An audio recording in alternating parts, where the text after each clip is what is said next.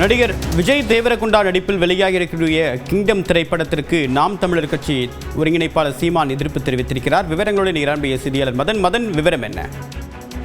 நடிகர் விஜய் தேவரகுண்டா நடித்துள்ள கிங்டம் திரைப்படம் ஜூலை 31 வெளியானது. தமிழகத்தில் மட்டும் 250 திரையரங்குகளில் இந்த படம் தற்போது திரையிடப்பட்டுள்ளது.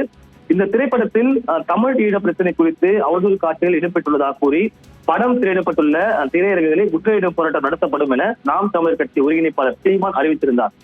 இதை தொடர்ந்து தமிழகத்தில் இந்த படம் திரையிடப்பட்டுள்ள திரையரங்குகளுக்கு பாதுகாப்பு வழங்க கோரி அந்த படத்தின் தமிழக வெளியீட்டு உரிமை பெற்றுள்ள SSI புரொடக்ஷன் சார்பில் சென்னை உயர்நீதிமன்றத்தில் இந்த மனு தாக்கல் செய்யப்பட்டது.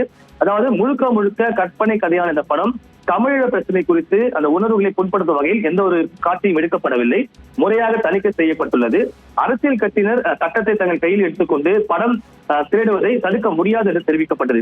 அது மட்டுமல்ல, பெரிய தொகை செலவிட்டு படத்தை வெளியிட்டுள்ள நிலையில் உரிய பாதுகாப்பு வழங்காவிட்டால் விநியோக நிறுவனமான தங்களுக்கு மட்டுமல்லாமல் திரையரங்குக்கும் பெருத்த பாதிப்பு ஏற்படும் என்றும் தெரிவிக்கப்பட்டுள்ளது. இந்த படம் தடையின்றி திரையிடுவதை உறுதி செய்ய வேண்டும்.